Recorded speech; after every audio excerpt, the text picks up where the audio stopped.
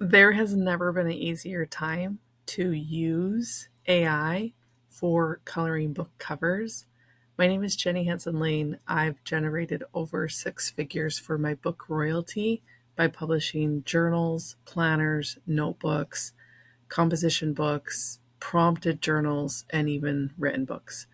You can see on my screen here that I literally told the computer AI what to do. Can you show me previously prompted coloring book covers for kawaii coloring books? And this is what it gave me, you guys. It's now AI has such a robust database that you can just ask it previously done things, okay? So that's good to go, right? And then the inside would need to match the outside. These are so similar to what's happening right now on Amazon KDP. I had a call this morning with one of my clients, and her dad bought this coloring book for her granddaughter, and she went into ideogram and she put in a prompt and she found this exact cover. Okay, so it brings up a really interesting thing that we need to talk about, and I'm gonna just actually dive into that in this video. I've been working with a trademark attorney, and I want to talk to you about protecting your work. So, here's the reality with trademark and copyright laws in the United States. As of right now, you can't copyright a cover that is done solely with AI. Am I spelling that right? Okay, so what is the balance? Okay, the balance is simply what we want to do is we want to be able to focus on elements that we can protect, right? And so you can copyright prompts. Okay. So if you have a prompt that has made you a lot of money because you turned it into an image, then that is great. Okay. Something else that you can do is you can copyright your covers if they had a human element first. Okay. Let's talk about the human element. In 1923, that is when the trademark office, or the copyright office, opened in the United States. Okay. And what they decided is that anyone that took a pencil and put it to a piece of paper, they owned the trademark. Okay. Sorry, they owned the copyright. So, what you need to do to protect your books in 2025 is that you need to be having some type of element in there. Okay. And you need to have it somewhere. So, draw it on a piece of paper, take a photo, upload it to Canva. Like, have it somewhere else. Don't go straight to the computer. This is not enough to protect. I cannot protect this. Can you show me blah blah blah blah blah? There's no prompt engineering involved. Okay. But if I were to do something a little bit more elaborate, create a cover, create a square book cover with kawaii elements, and use bold colors, and let's just try something different. Dolphins. Gotta spell it right, girlfriend. Okay. So, and starfish. Okay. So I need to add something a little bit more elaborate to this to really make it something worth protecting. And you probably wouldn't start protecting this until it was making you money and it was live. Okay. So we need to go a little bit further. And I'm only sharing this because I'm going to pop back over to Amazon after we see this element being put out. Okay. So, like, we would want to specifically prompt these elements outside of the book, and then we would take those elements and we would rearrange a book cover. Okay.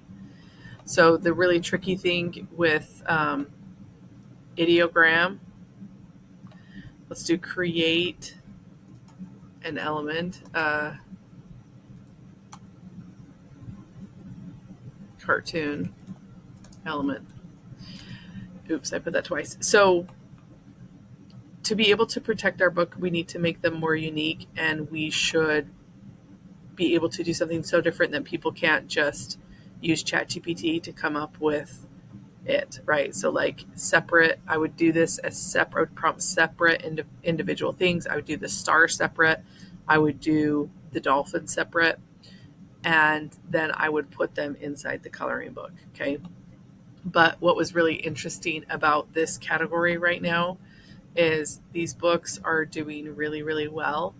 But if you have prompted the cover in like ideogram and you didn't change much about it, then it is going to be really difficult to protect the book. And recently, that trademark attorney told me about someone that didn't protect their book, and someone else went and did the copyright and kind of took the copyright, and it cost them thousands of dollars. Okay, so when you're thinking about doing something that's like in a trend and you're using AI, just think about protecting your books in a way where you can say that they are AI assisted.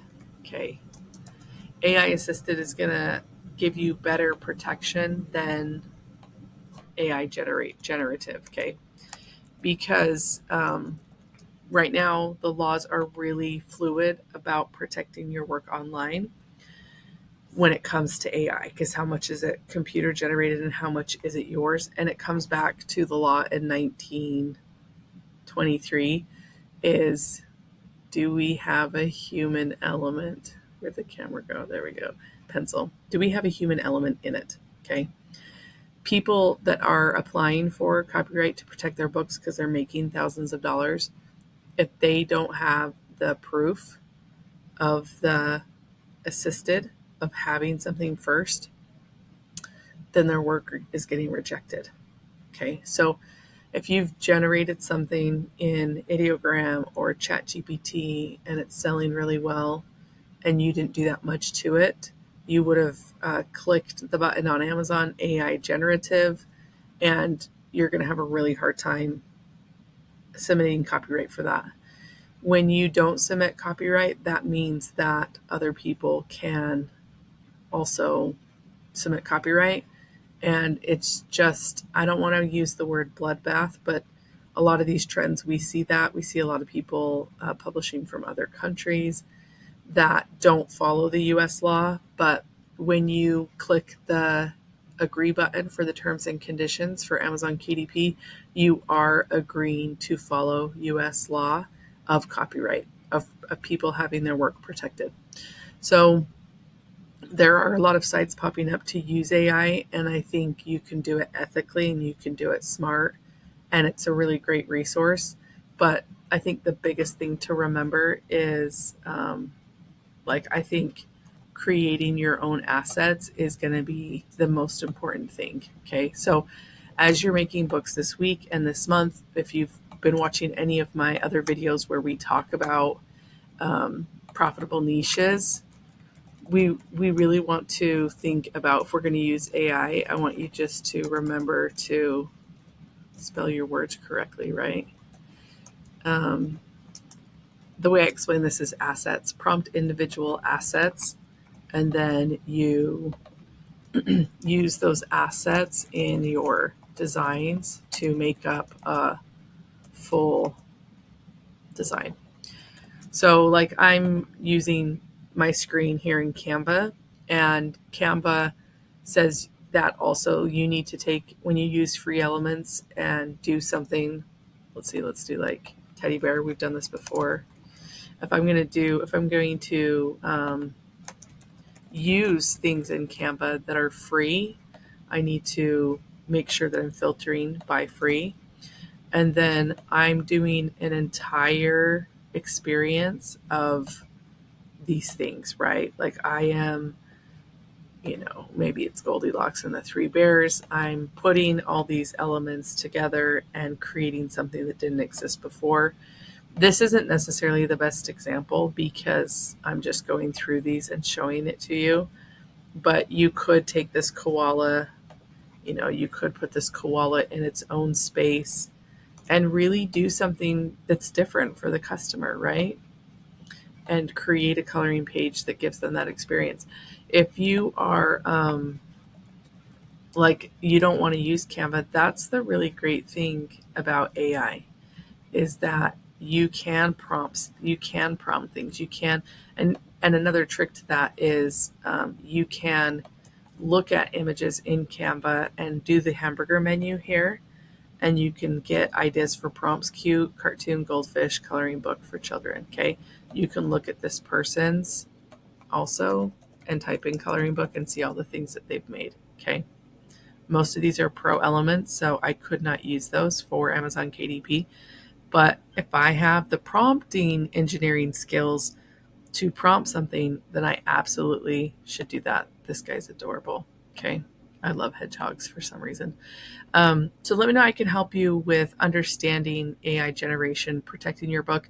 And today, when I was with my client and I saw that she found the cover to a book that her dad bought for her daughter, it was like, there's probably ways for us to do better. Add the titles to your covers later. Add elements later so you can prove that you built this cover from scratch with AI elements instead of the computer generating the whole thing. I love you guys, and I'll see you in the next video.